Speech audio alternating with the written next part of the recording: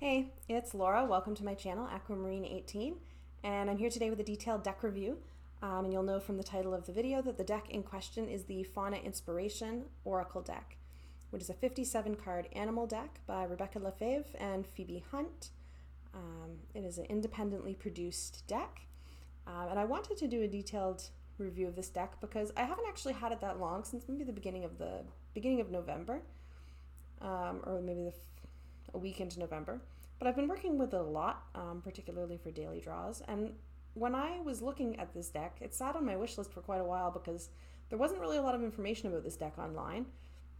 There were some pictures of the cards, enough for me to know that I liked the art style, but I haven't really seen any in-depth reviews of this deck. So I thought that maybe just in case there's somebody else out there who's wondering if this is the deck for them, that I would give my thoughts to hopefully answer any kind of questions that others might have about the deck.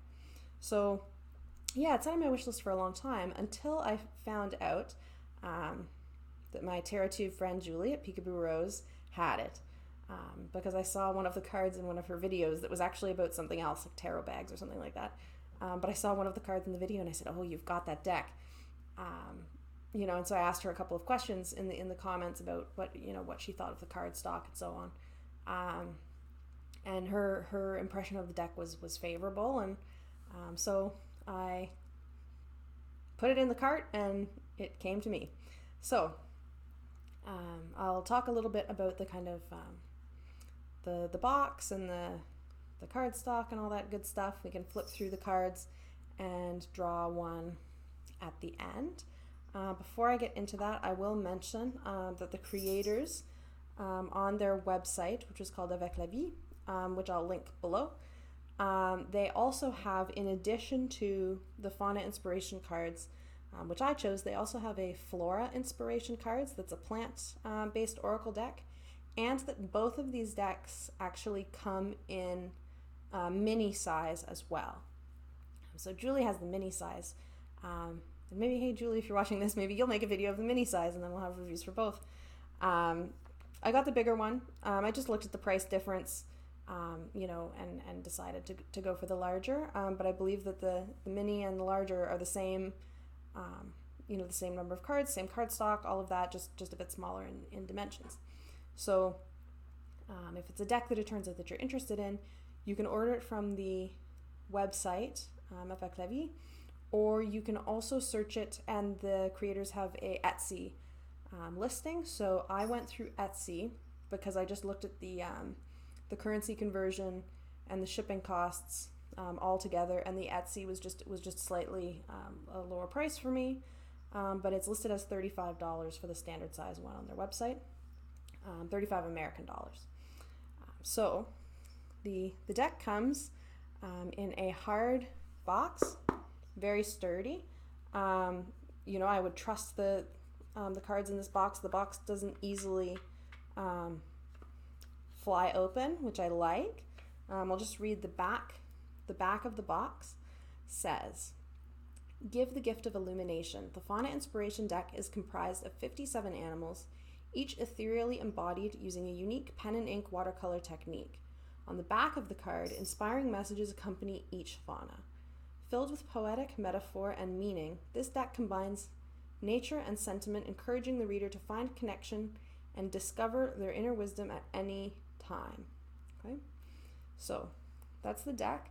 I will say it's a deck that I would say is on the positive side. I would not say that this is an affirmation deck per se.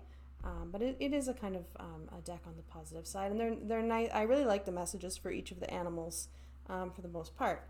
So the box opens like so, and when I got it, the cards were shrink wrapped inside here, and they sit there pretty nicely. There's not a ton of wiggle room in there. So we'll take the cards out. And the dimension of the cards is, I keep looking over there because I have notes. The dimension of the cards is 4.5 inches on the long side and 2.75 inches on the short side. So I will do a quick comparison with a playing card, the holographic cat playing card, which is a standard playing card size compared to the size of this card. And this one has rounded edges, but accounting for that, it is quite a bit larger than your standard playing card. So it's a little bit wider, but it's a whole lot taller than a standard playing card. So it's a nice size. It's not massive, but it's a nice size to make the art nice and visible. It comes with an extra title card here, which just says, it has a little message from the creator on the back, which says, "Whether in birth or death, I have shared time, space, and energy with many souls as they have transitioned from one side to the other. These cards were conceived and crafted in honor of the spirits that have passed and those that continue to watch, guide, and connect us. May these fauna inspire and enlighten as they impart objectivity, strength, and clarity. This is their greatest wish. Avec la vie, with life, Rebecca Lefebvre." And it details that the collaborative art is with Phoebe Hunt, who did illustrations, and Rebecca Lefebvre, who did watercolor and design, and that the messages are written by Rebecca. So it is a collaborative deck, and it is produced in 2018. Now this deck, the thing that I had really wanted to ask Julie what she had thought about was the cardstock, because normally when I look at a deck and I'm looking at the cardstock, it's GSM, right? It's like 310 GSM, 330 GSM, whatever it is, and then it's either glossy or matte or linen. We have these, rose petal is the latest one, kind of terminology that we use for our cardstock, right? And this one is described as felt weave, 100-pound cardstock. So the cardstock is really, really bendy, and it kind of, like, you don't want to bend it too much, I feel like, because you can see with the title card, like when you bend it, it kind of holds the bend, right? Like it stays, you can kind of bend it back. I don't riffle shuffle anyway, but I feel like these could get bent out of shape, like literally, with too much shuffling. But I do really like the feel of them. It's very much like papery, and it's textured. So if we can see, I don't know if it's going to come across that strongly, but it's not going to focus, I don't think. Oh, there we go. You can see that the paper is textured, right? And it is this kind of watercolor painting type of paper. So I actually find that they shuffle, I overhand shuffle, and they shuffle really beautifully. Sorry if you can hear noise, the laundry just kicked on. Hopefully that's not too loud. I really like shuffling these. They shuffle very smoothly. They don't stick. They shuffle really nicely, but they would get bent out of shape, in my opinion. So there's 57 cards. There's no guidebook because we'll see that each card has the animal on the front, and on the back it has the message. So each one has a keyword, and then a longer message as well. And I believe on the website it says that the messages for the mini deck have just been kind of shortened a tiny bit where needed in order to keep a large enough font for it to be legible, right? So the deck has a little bit of a system, which is an elemental system. It has each card has an association of either fire, earth, water, air, or spirit. And so now you're probably thinking, but there's 57 cards, and that doesn't equally divide by 5. And you would be right. I really like an elemental association. I like an elemental association in an animal deck. I have a few animal decks that have animal associations. I work with them. I like them a lot. They do play into how I read the card. And the associations in this deck make sense to me. I can understand each choice of fire, air, water, earth. Spirit is obviously a bit more, nebulous and personal. And I feel like a tricky thing to specify for animals, but there it is. But something that's a little bit strange to me it's a minor quibble, is that the numbers of cards in each suit are not the same. So fire, I'm looking at my notes. Fire, air, and earth all have 11 cards, but then water and spirit each have 12. I'm not sure the logic of making them different numbers of cards. Obviously, it's only like three suits have 11 cards and 2 suits have 12. It's not such a big discrepancy that when I read with the deck, I find, that I'm getting a weird unbalanced distribution of elements when I'm drawing them. But it does strike me as just a bit of a strange decision to have one more water animal than all of the others. But, that's okay.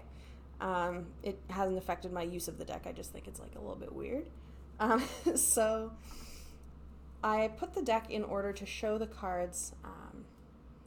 What I did was I sorted them into fire, water, air, earth, and spirit, and then within each group, I alphabetized the animals. I don't remember what order they came in.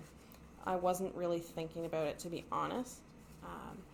So I'll just go through them and maybe share just the keywords, and then we can read a longer message towards the end. That makes sense. So starting with the fire animals, we have bee, which is associated with partnership.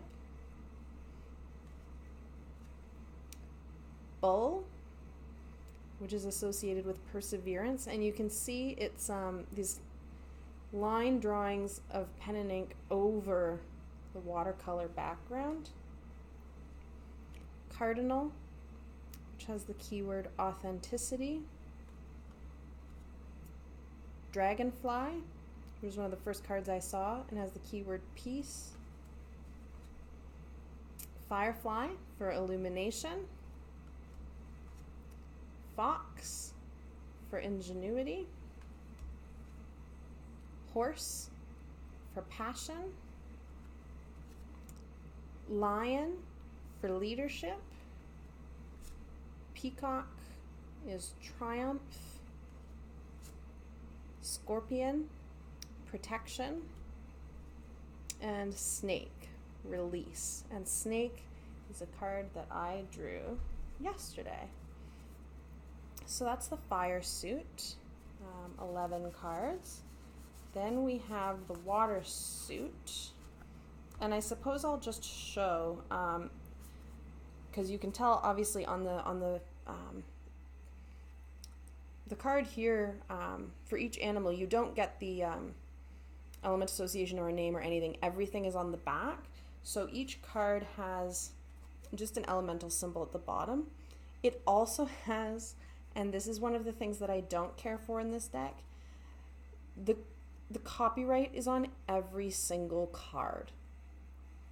I'm not an expert in how copyrights work, but I'm fairly sure, I mean, I know obviously like US Games and some of the big publishers do this, but I also have lots of decks where only the copyright is on the box, or the copyright is on the extra artist card. I really don't think putting the copyright on every single card is necessary.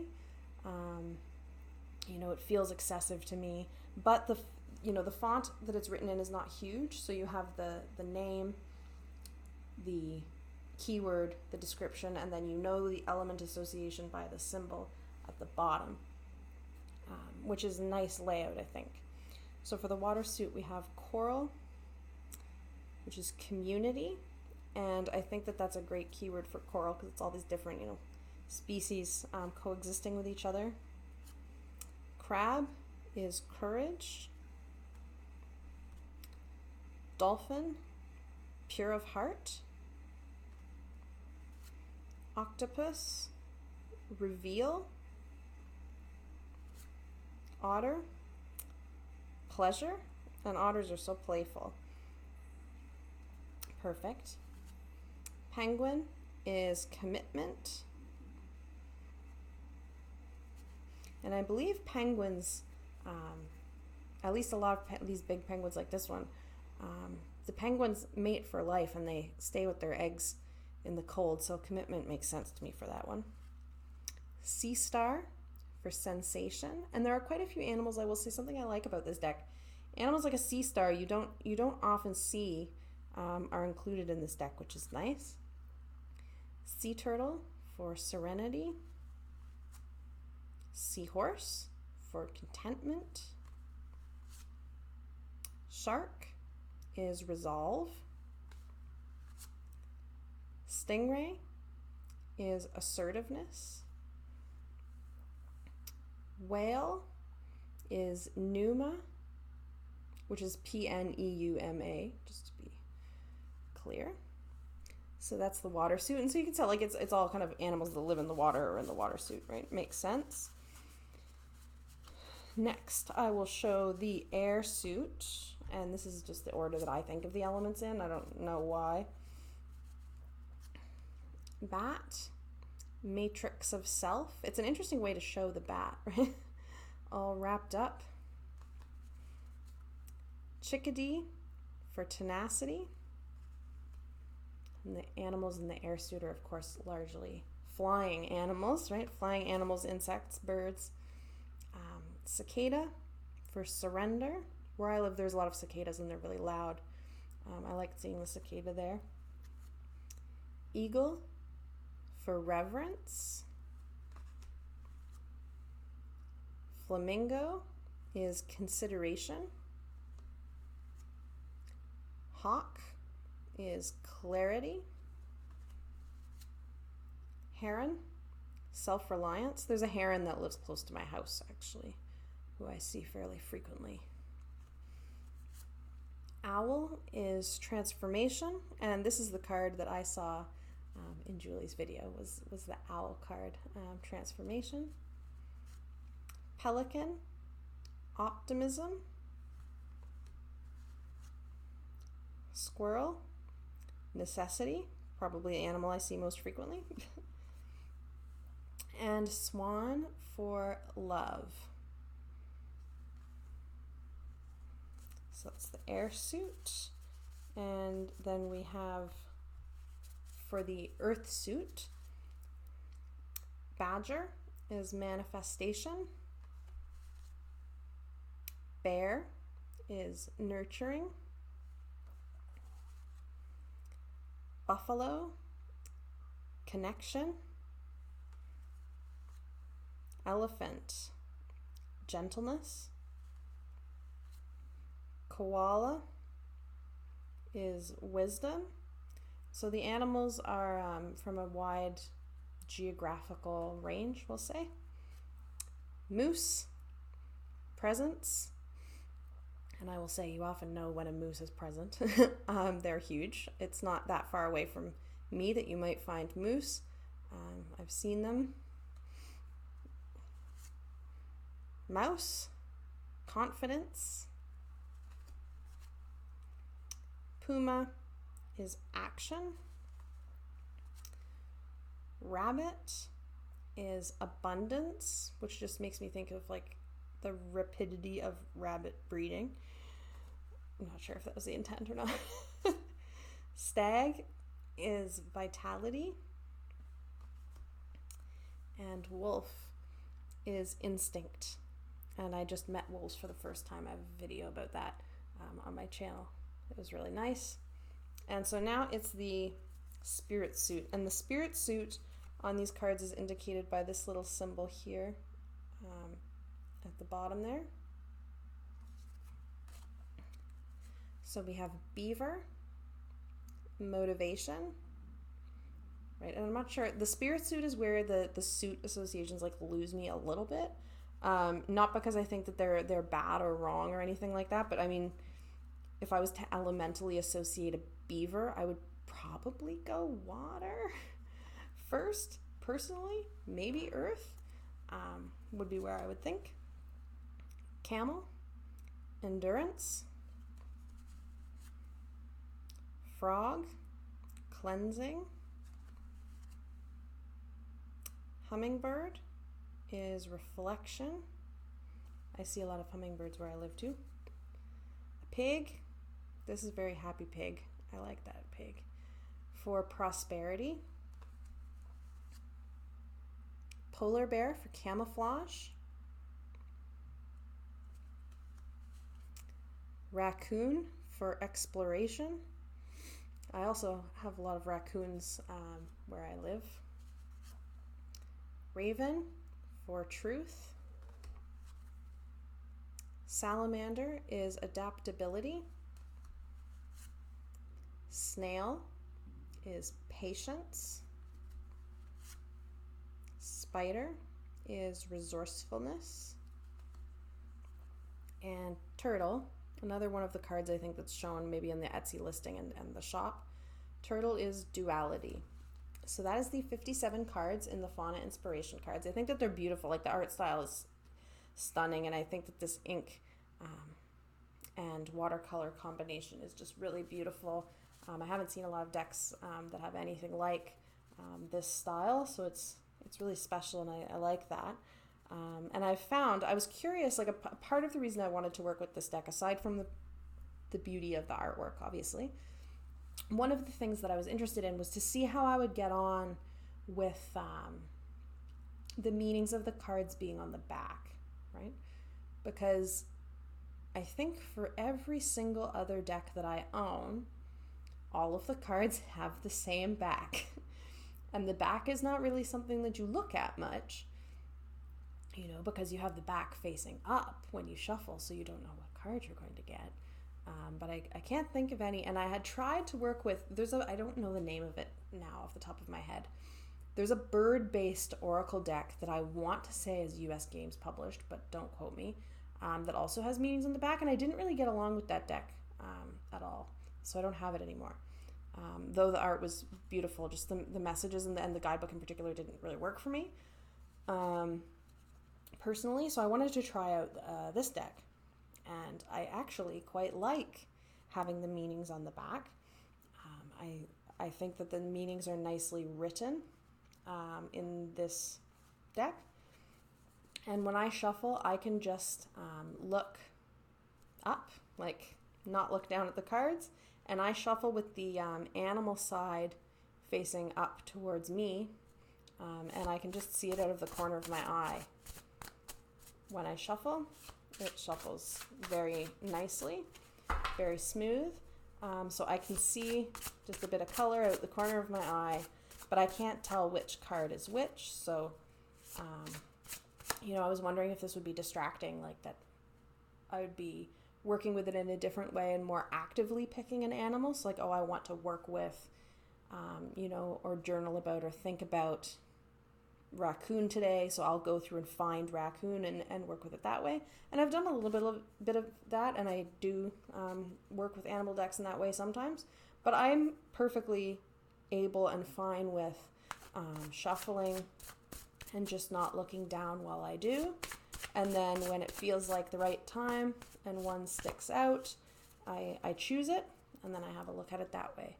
And I like the meanings, and it's nice actually. I find having them on the back. You don't have to tote around a book. And with animal decks, I usually do look at the book. I only have one that I don't. So it's nice that they're right there. They're a nice length. There's like enough to work with without there being too much. I will say the only thing so far, and I haven't read every single animal, only the ones that I've drawn over the past month. But the only thing about the descriptions or meanings on these cards that I don't like, that I actually actively don't like, is that they're all gendered. So for example, the snake, as snake moves through the millennia, she teaches us, right? Whale exemplifies the life-giving spirit within us with a blast from her blowhole, right?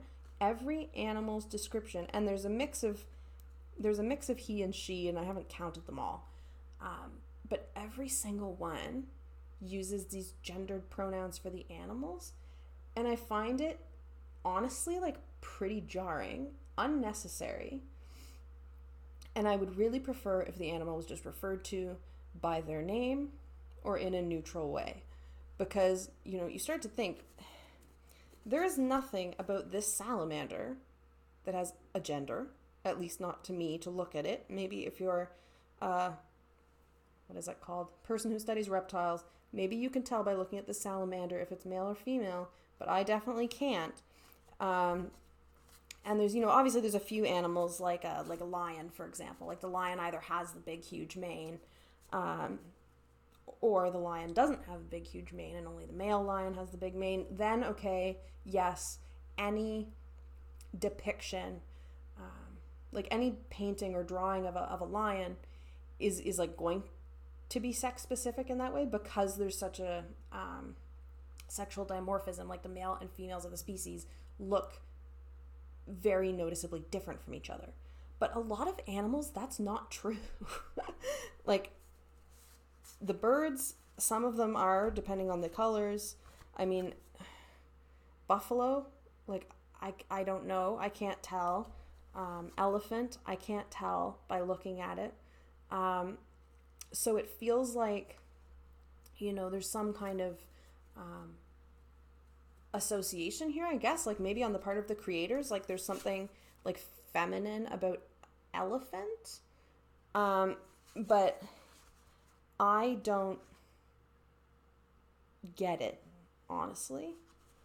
And I find it unnecessary. I don't think it adds anything. I kind of have to mentally kind of take it away, if I'm honest. But other than that, I do like the messages. I think for a daily draw, it's a great deck that is, supportive but inviting of reflection and thought.